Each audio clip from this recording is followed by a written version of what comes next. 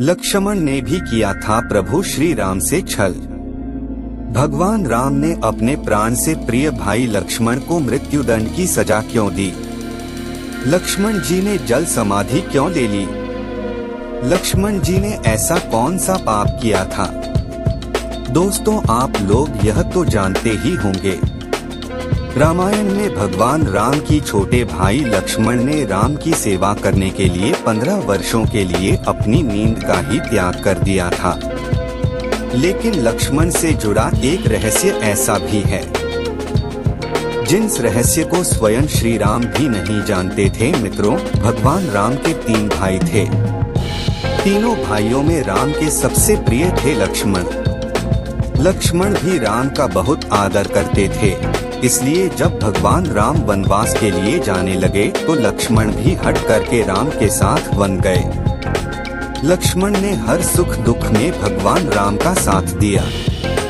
इसके बाद भी एक बार लक्ष्मण जी से एक छोटी सी गलती हो गई तो भगवान राम ने उन्हें मृत्यु दंड दे दिया। भगवान राम की आज्ञा का पालन करते हुए लक्ष्मण जी ने जल समाधि ले ली। और वह गलती क्या थी जिसने भगवान राम को ऐसी कठोर सजा देने के लिए विवश कर दिया था? चलिए इसकी वास्तविक कहानी को जानते हैं। मित्रों, यमराज यह जानते थे कि भगवान की इच्छा के बिना भगवान ना तो स्वयं शरीर का त्याग करेंगे और शेषनाग के अंशावतार लक्ष्मण जी अपने शरीर का त्याग करेंगे। ऐसे में यमराज ने एक चाल चली। एक दिन यमराज किसी विषय पर बात करने भगवान राम के पास आ पहुँचे। भगवान राम ने जब यमराज से आने का कारण पूछा तो यमराज ने कहा कि आपसे कुछ जरूरी बातें करनी हैं। भगवान राम यमराज को अपने कक्ष में ले गए। यमराज ने कहा कि मैं चाहता हूं कि जब तक मेरी और आपकी बात हो उस बीच कोई इस कक्ष में नहीं आए। यमराज ने अपनी बात को आगे बढ़ाते हुए कहा कि अगर कोई बीच में आ जाता है तो आप उसे मृत्युदंड देंगे, ऐसा आपको वचन देना होगा। भगवान राम ने यमराज की बात मान ली, इसलिए उन्होंने लक्ष्मण जी को पहरे पर बैठा दिया। यमराज और राम जी की बात जब चल रही थी उसी समय दुर्वासा ऋषि अयोध्या पहुंच गए और राम जी से तुरंत मिलने की इच्छा जताई। लक्ष्मण जी ने कहा कि भगवान राम अभी यमराज के साथ विशेष चर्चा कर रहे हैं। भगवान की आज्ञा है कि जब तक उनकी बात समाप्त नहीं हो जाए कोई उनके कक्ष में नहीं आए। इसलिए आपसे अनुरोध है कि आप कुछ समय प्रतीक्षा करें। ऋषि दुर्वासा लक्ष्मण जी की बातों से क्रोधित हो गए और कहा कि अभी जाकर राम से कहो कि मैं उनसे मिलना चाहता हूँ, अन्यथा मैं पूरी अयोध्या को नष्ट होने का श्राप दे दूंगा। इसलिए अपने प्राणों का मोह छोड़कर लक्ष्मण जी भगवान राम के कक्ष में चले गए। भगवान राम लक्ष्मण को सामने देखकर हैरान और परेशान हो गए। भगवान राम ने लक्ष्मण से पूछा कि यह जानते हुए भी कि इस समय कक्ष में प्रवेश करने वाले को मृत्युदंड दिया जाएगा, तुम मेरे कक्ष में क्यों चले आए? लक्ष्मण जी ने कहा कि दुर्वासा ऋषि आपसे अभी मिलना चाहते हैं। उनके हठ के कारण मुझे अभी कक्ष में आना पड़ा है। राम जी यमराज से अपनी बात पूरी करके जल्दी से ऋषि दुर्वासा से मिलने पहुँचे। यमराज अपनी चाल में सफल हो चुके थे। राम जी से यमराज ने कहा कि आप अपने वचन के अनुसार लक्ष्मण को मृत्युदंड दीजिए। भगवान राम अपने वचन से मजबूर थे। राम जी सोच में थे कि अपने प्राणों से प्रिय भाई को कैसे मृत्युदंड दिया जाए।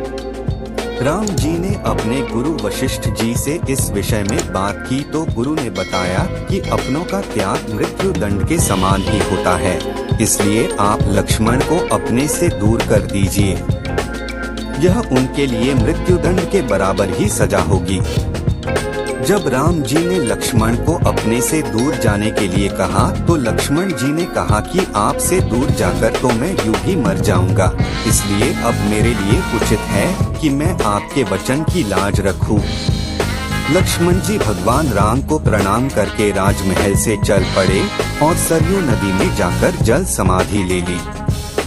दोस्तों, इसके अलावा लक्ष्मण जी ने अपनी भूख का भी त्याग कर दिया था। लक्ष्मण जी ने 14 वर्षों में कुछ भी नहीं खाया था, जबकि भगवान राम उन्हें रोज फल खाने के लिए देते थे और लक्ष्मण जी उन फलों को नहीं खाते थे। और इस रहस्य से पर्दा तब उठा जब भगवान राम लंका जीतकर अयोध्या वापस आए थे और सभा में लंका विजय की कहानी सुनाई जा रही थी और सभी लोग भगवान राम के गुणों का बखान कर रहे थे। तभी गुरु वशिष्ठ ने यह कहा कि आज मैं आप लोगों को एक ऐसे रहस्य की बात बताऊंगा जिसे जानकर आप सभी लोग आश्चर्य से चकित हो जाओगे। हो सकता है कि राम को भी इस बात पर विश्वास ना हो। दोस्तों, जैसे ही गुरु वशिष्ठ ने कहा कि लक्ष्मण ने 14 वर्षों से कुछ नहीं खाया, तो आश्चर्य से सभी चकित रह गए और इस बात को सुनकर भगवान राम ने कहा कि गुरुवर, मैं लक्ष्मण को रोज फल खाने को देता था और जब मैं इधर उधर देखता था तो फल कहीं भी पड़े नहीं दिखाई देते थे, तो मैं इस बात को सच कैसे मान लूं कि लक्ष्मण ने 14 वर्षों तक कुछ नहीं खाया। इसे लेकर मेरे मन में एक शंका है। तभी गुरु वशिष्ठ ने कहा, इस शंका का समाधान लक्ष्मण ही कर सकते हैं। तभी गुरु की बात सुनकर लक्ष्मण बोले, भैया, आप जो भी मुझे खाने के लिए खाना देते थे, मैं उस खाने को अपनी शक्ति के द्वारा सीधा अयोध्या भेज देता था। तो इस बात को सुनकर भगवान राम बोले, तो क्या वह खाना आज भी यहाँ मौजूद है? इस बात को सुनकर लक्ष्मण जी बोले, आप मेरे साथ चलिए, मैं वहाँ आपको लेकर चलता हूँ जहाँ मैंने 14 वर्षों से यह खाना इकट्ठा करके रखा है। जब श्री राम उसे जगह पहुँचे जहाँ लक्ष्मण ने खाना रखा था, तो उसे देखकर भगवान राम एकदम से आश्चर्यचकित हो गए। वहाँ खाने का ढेर लगा हुआ था और उन्होंने जब उनकी गिनती की तो 14 साल के हिसाब से उसमें 4 दोने कम निकले। भगवान राम ने लक्ष्मण से कहा कि भाई, 4 दोने कहाँ गए या 4 दिनों का खाना आपने खाया है? तो लक्ष्मण ने जवाब दिया कि भैया, आप मुझसे जो 4 दिनों के खाने के बारे में जो प्रश्न आप मुझसे पूछ रहे हैं, जब हम लोगों ने वन के लिए प्रस्थान किया था तो उसी दिन आपने कुछ नहीं खाया और न ही उस दिन मुझे कुछ खाने को दिया।